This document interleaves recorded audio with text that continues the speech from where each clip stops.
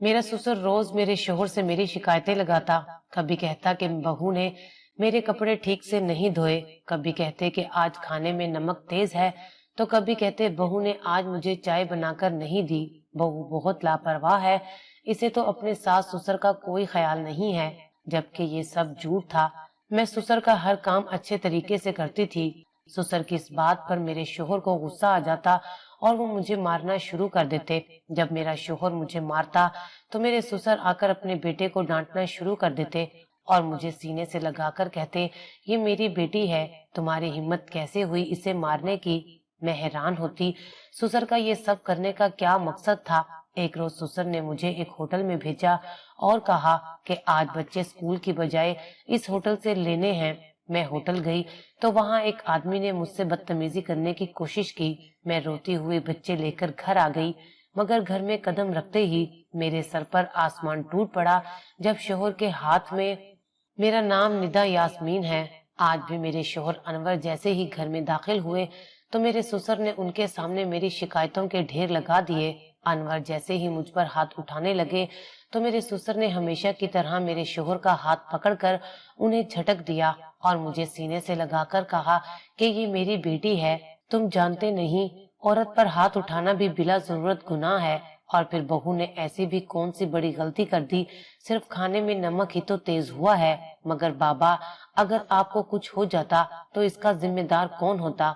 मेरे शोहर ने बाबा को जवाब दिया और मुझे गुस्से की नजरों से देखते हुए कमरे से चले गए। मैं आंसू बहाते हुए रो रही थी जब भी मेरे ससुर ने कहा, बहू फिक्र ना करो, मैं इसे समझाऊंगा, अंदर जाओ और जाकर अपने शोहर के साथ खाना खा लो, अनवर का गुस्सा ठंडा हो जाएगा। मैं अनवर के लिए खाना लेकर अंदर कमरे में गई और जाकर खाना टेबल पर रखा और कान पकड़कर प्यार से सॉरी कहने लगी। अनवर मुझे देखकर मुस्कुराने लगे और मेरा हाथ पकड़कर अपने पास बिठाया और कहने लगे, आओ मेरे साथ बैठकर तुम भी खाना खा लो। हम दोनों खाना खाने लगे थे जब मैंने अनवर से कहा कि आप जानते हैं कि मैं ऐसी लापरवाही कभी नहीं करती। मैंने बाबा के खाने में नमक कम ही रखा था, मुझे नहीं पता वो तेज कैसे हो गया।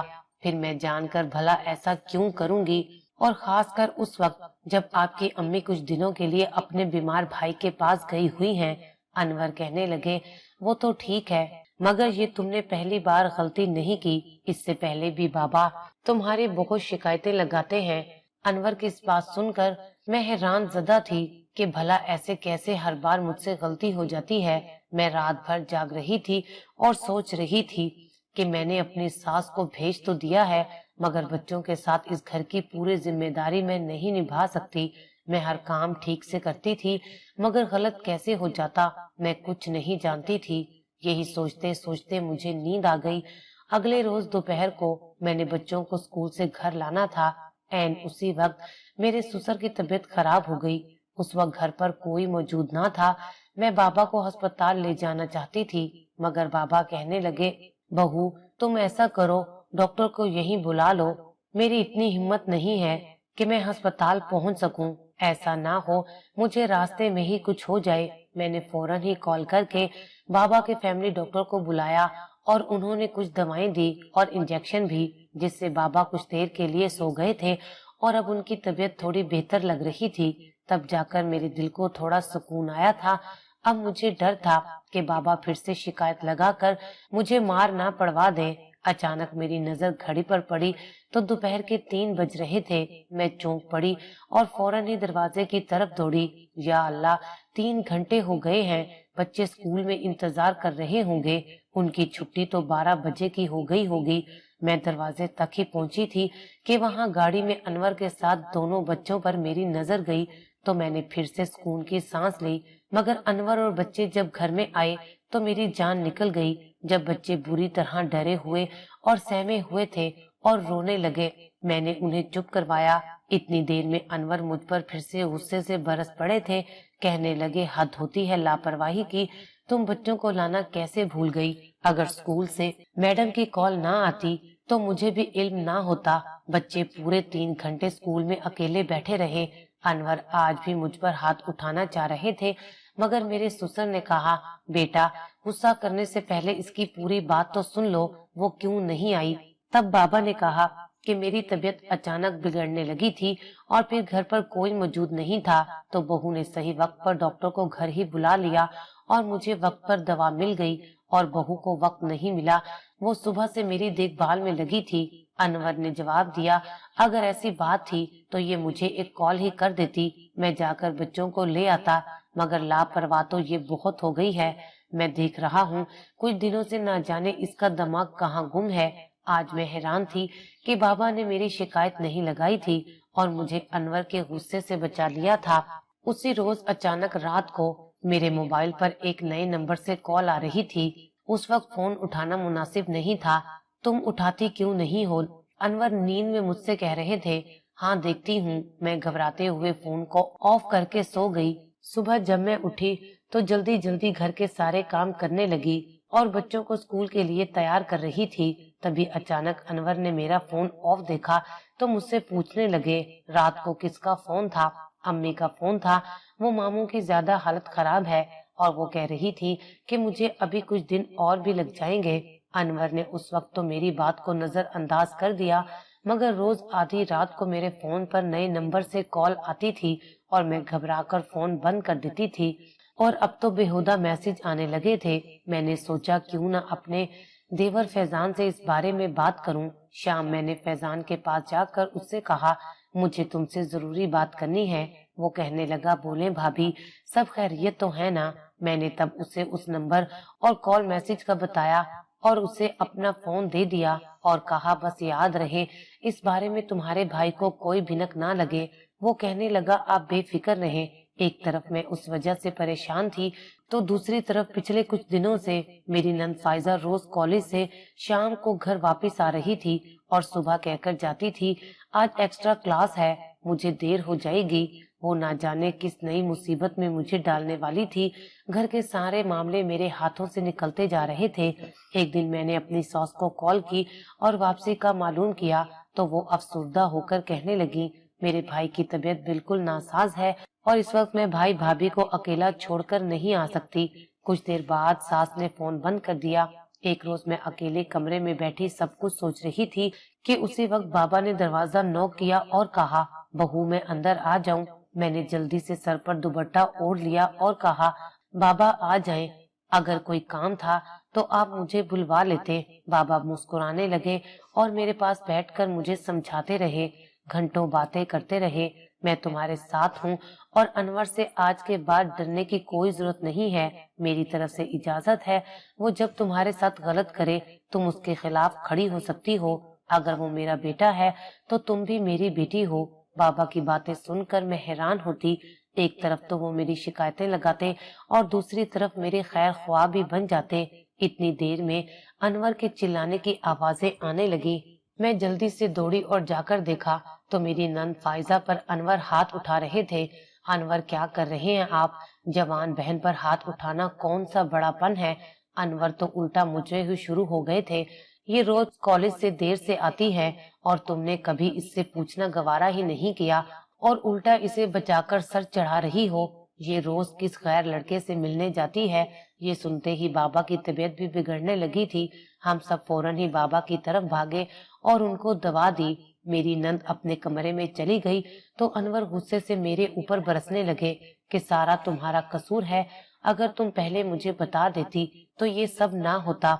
मगर कुछ दिनों बाद दूसरी तरफ फैजान ने मुझे फोन वापस कर दिया था और कहने लगा, अब कोई रॉन्ग कॉल नहीं आएगी भाभी, आप बिल्कुल फिक्र ना करें। मगर कुछ दिनों बाद वो रॉन्ग कॉल वाला सिलसिला दोबारा शुरू हो गया था और मैं डर के मारे अपने शोहर से कुछ ना कह पा रही थी। इस बारे में अनवर को पता चला तो वो उल्टा मुझ पर ही शक करते। एक रात बार बार कॉल आ रही थी। मैंने गुस्से में फोन उठाया और कमरे से बाहर चली गई। जब कॉल उठाकर मैंने उसे बातें सुनाना शुरू की तो मैं तो दंग ही रह गई, क्योंकि उसे मेरे और मेरे घर के बारे में सारी मालूमात थी और मैं चौंक पड़ी जब उसने कहा वो मुझसे शादी करना चाहता है और मेरे बच्चों को भी कबूल कर लेगा। बस मैं इस घर से भागकर उससे शादी कर लूं। तब मैंने उसे खूब बातें सुनाई, लेकिन मेरी तो जान ही निकल गई थी जब पीछे से अनवर ने आवाज दी। मैंने घबराते हुए कॉल काट कर पीछे देखा और कहा, वो अम्मी की कॉल थी, मैं उन्हीं से बात कर रही थी। अनवर ने हैरत से पूछा, رات کے اس وقت امی کو کال کرنے کی کیا ضرورت تھی، وہ صبح کر لیتی۔ میں نے پھر سے انور کو بہانہ کر کے بات بنا دی تھی، مگر وہ نمبر نہ جانے کس کا تھا اور کون تھا وہ جو مجھے میسج اور فون کر کے تنگ کر رہا تھا۔ میری تو سمجھ سے باہر تھا، مگر میں انور سے یہ سب کب تک چھپاتی۔ میں نے سوچا کیوں نہ میں اس معاملے میں اپنے سسر سے بات کروں۔ میں نے اگلے دن سسر کو اس بارے میں سب کچھ بتایا۔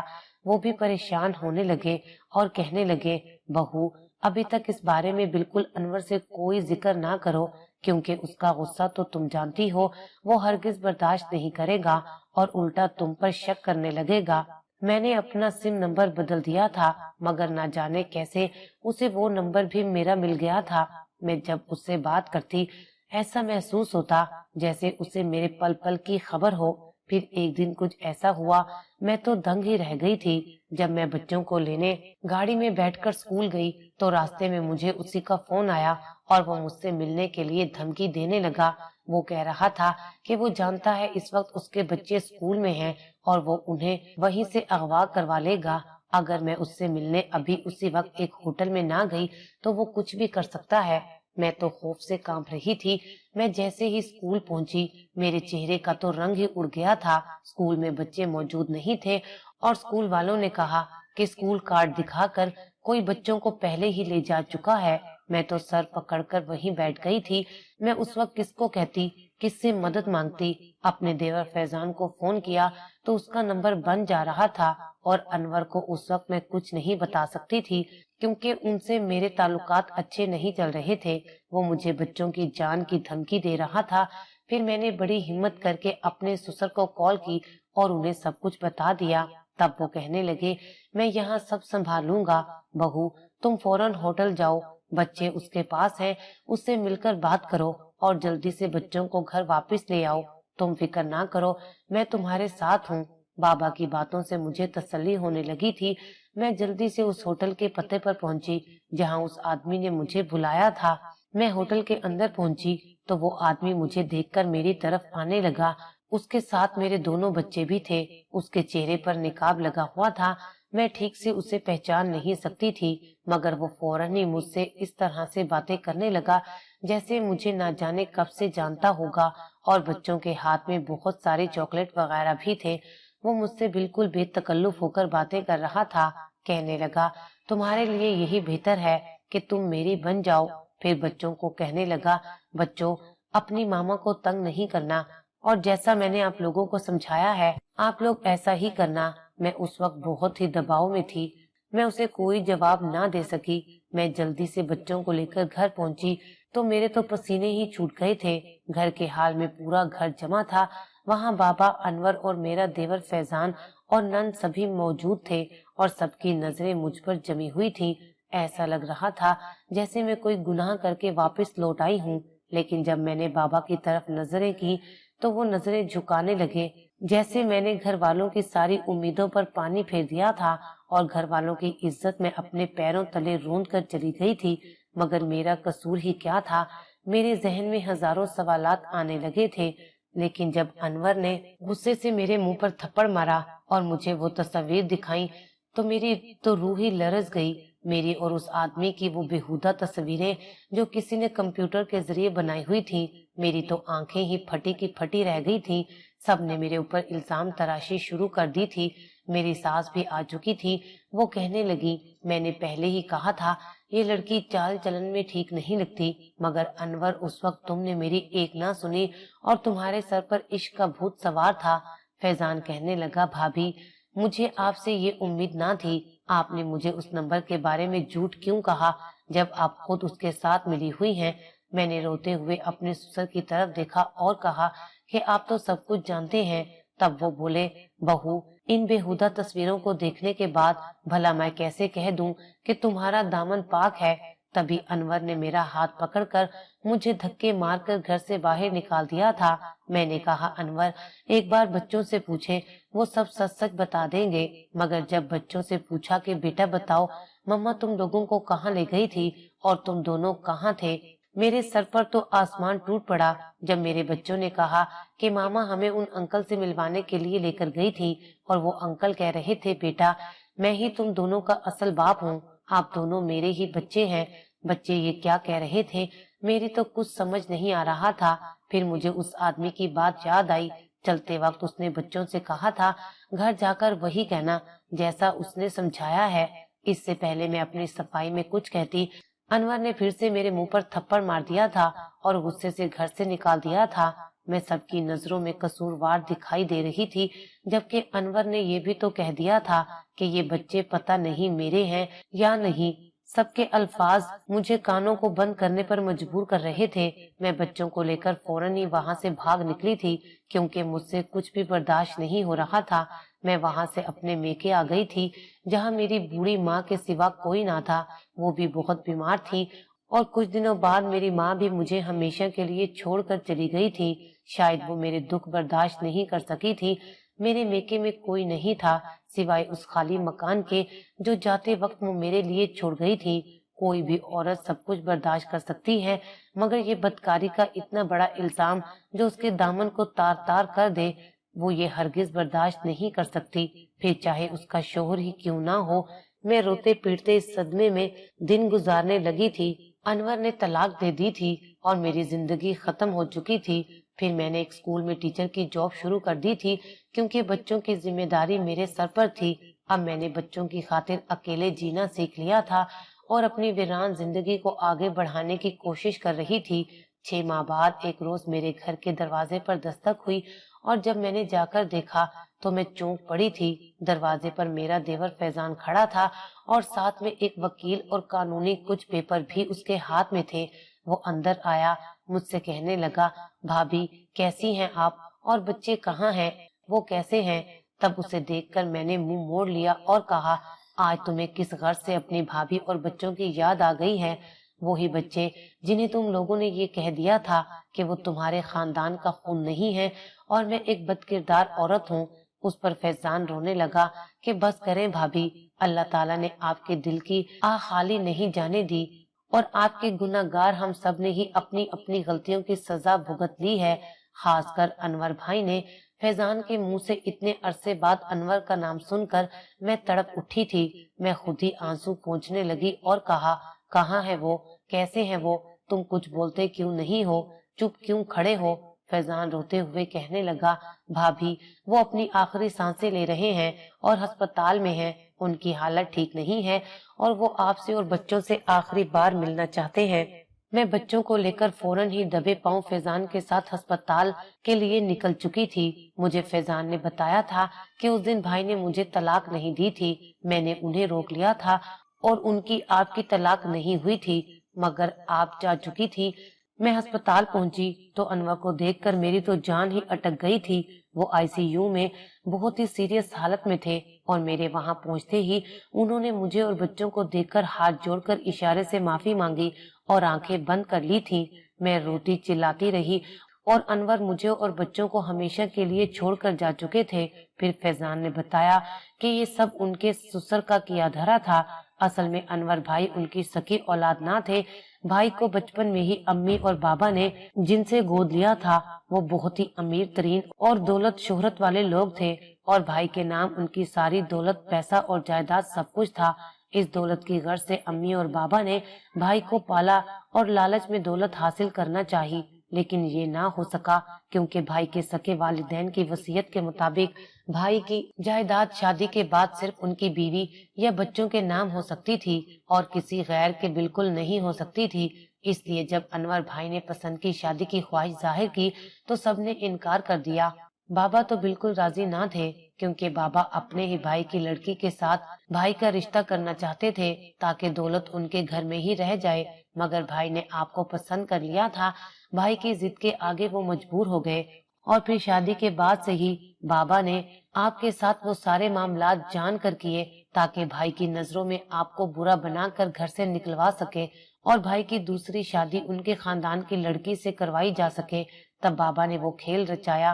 पहले आपके और भाई के दरमियान छोटी छोटी नोक-झोंक शुरू करवाई। रोज भाई से आपकी पिटाई भी करवाते, जैसे खाने में नमक वो खुद डाल देते और नाम आपका लगा देते, धुले हुए कपड़ों को मिट्टी लगा देते और बच्चों के लिए स्कूल के लिए देर करवाते। जब दाल यहाँ ना गली तो फिर वो रॉन्ग नंबर वो सारा प्लान, वो झूठी तस्वीर बनवाना, ये सब बाबा का प्लान था। वो आपके सामने आपके सर पर हाथ रखते रहे और पीठ पीछे ये सब करते थे। जब भाई को इन बातों का इल्म हुआ तो उन्होंने घर में एक हंगामा खड़ा कर दिया। बाबा भी गुस्से में आ गए थे। झगड़ा करते हुए बाबा की तबीयत खराब हो गई और वो गिरकर बेहोश हो गए थे। डॉक्टर का कहना है कि वो हमेशा के लिए कोमा में चले गए हैं। अम्मी और मुझे बहुत दुख हुआ था। बाबा ने लालच में आकर अपने साथ ये क्या कर दिया था। उसके बाद भाई गुस्से से घर से निकले और आपको और बच्चों को घर लेने के लिए आ रहे थे। तभी भाई की गाड़ी का एक्सीडेंट हो गया और भाई इस हाल में पहुंच गए थे। मैं जब घर पहुंची तो मेरी नंद और मेरी सास ने मुझसे हाथ जोड़कर माफी मांग ली थी। मेरे ससुर भी एक चारपाई पर लावारसों की तरह पड़े हुए थे। अनवर को मैं दिल से माफ कर चुकी थी और हम सब ने मिलकर नई जिंदगी का आगाज किया। अनवर की वफात के बाद मैंने दूसरी शादी नहीं की थी। आज इस बात को कई साल गुजर गए हैं। मैंने अपने बच्चों की शादी कर दी है। मेरी बहुएं और दामाद मेरी बहुत इज्जत करते हैं। बच्चों ने मुझे उम्रा और हज भी करवाया है।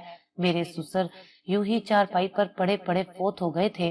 अल्लाह ताला की लाठी बेआवाज है। इंसान को उसके किए की सजा दुनिया में ही मिल जाती है।